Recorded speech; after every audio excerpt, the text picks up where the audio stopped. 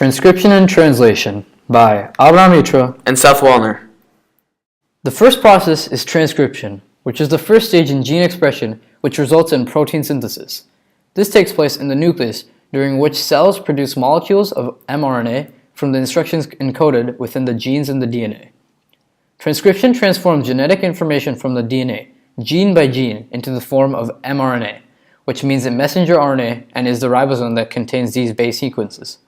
This will then complement a strand of DNA and then transport it to a ribosome for translation.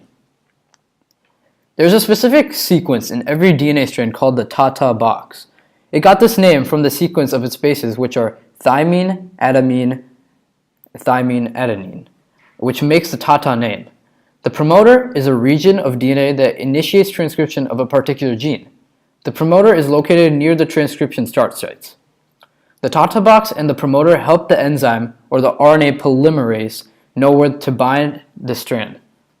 The RNA polymerase binds to the location of the promoter and begins to unzip and unwind the DNA. As it unzips and unwinds the DNA, it reads the base sequence of the DNA. This DNA strand is the template strand because it acts as a template for the mRNA strand that is forming.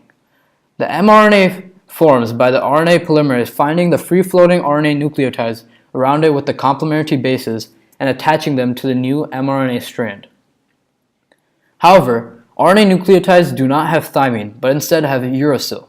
So if the RNA polymerase reads an adenine, it will attach a uracil to the mRNA strand. During this process, the mRNA strand and the DNA strand make a helix in order to make the mRNA strand efficiently, which is called the RNA-DNA hybrid complex. The more RNA nucleotides are attached, the more the strand grows and it elongates, making it peel away from the template.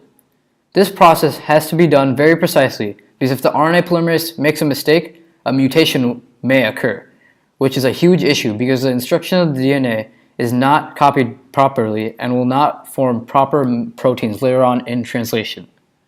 As the RNA polymerase zips up the strand of DNA, it will eventually reach termination, which is a signal for it to pull off. Now that the mRNA is finished, it is sent to the cytoplasm and some finishing touches are added.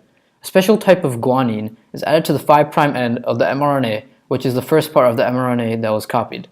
This is called the 5' cap. At the 3' end, an enzyme adds about 250 adenine, which is called the poly-A tail. The tail and the cap help the mRNA leave the nucleus and protect it from degradation from nearby enzymes. It also helps the mRNA connect more easily to organelles. Now, although the mRNA is now finished, it is not ready to leave the nucleus as it still has some misleading information that needs to be cut out. This process is called RNA splicing, where the good information that will express itself will splice together. These are called exons. The rest get cut out because they are intervening segments, also known as introns. The materials in the introns will stay and get recycled. Now the mRNA is ready to leave the nucleus and start translation. The second stage of protein synthesis that occurs after transcription is translation. The purpose of translation is for the mRNA that was synthesized through transcription to be decoded by a ribosome to produce a specific amino acid chain or polypeptide. After mRNA is produced, it leaves the nucleus and enters the cytoplasm. The mRNA moves through the cytoplasm until it finds a ribosome. Once it finds a ribosome, the mRNA and ribosome bind together. The ribosome essentially travels from the 5' end to the 3' end, reads the information in the mRNA, and turns it into a sequence of amino acids. Every 3 nucleotides in the mRNA strand is a codon. Every codon has the code for a specific amino acid. There are 64 possible codons. Of the 64, 61 of the codons code for amino acids, and the other 3 act as stop codons. Stop codons tell the ribosome to stop translating the mRNA sequence. For example, the codon AUG codes for the amino acid methionine. The codon AUG is also a start codon. A start codon is the first codon of a codon sequence. Start codons tell the ribosome to start translating and begin adding amino acid. Then, tRNA or transfer RNA carries their corresponding amino acids to the codons. Each tRNA has an anticodon side. The anticodon side is the part of the tRNA molecule that binds to a complementary mRNA codon. If the mRNA codon is UAU, then the complementary tRNA anticodon will be AUA. The other side of the tRNA is connected to the amino acid that the codon of the mRNA represents. The A site, or acceptor site, is where the tRNA initially bonds with the mRNA. After a tRNA with its attached amino acid bonds with the mRNA at the A site, the ribosomes can move towards the 3' end and the new tRNA can bond with the mRNA codons at the A site. After a ribosome moves towards the 3' end and the previous tRNA had already successfully bonded with the mRNA codons, it is now in the P site, or peptidal site. The P site is where the polypeptide chain of amino acids actually forms.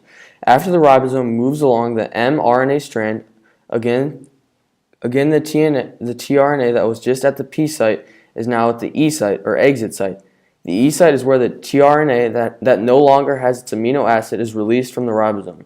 This process repeats as the chain of amino acids keeps elongating. As I said earlier, this process repeats many times. Eventually, the ribosome encounters a stop codon, which tells the ribosome to stop going along the mRNA strand. Then the polypeptide is released, which can either be a protein or part of a protein, which will perform many of the key functions in a cell. If a mutation occurred during either transcription or translation, it can cause the proteins produced to not function properly or cause the process of transcription or translation to stop or start when it's not supposed to. For example, if the codon UAC, which normally codes for a normal amino acid, mutates into UAG, which is a stop codon, this would mess up the whole process of translation because an incorrect polypeptide would be produced. These are our sources. Thanks for watching.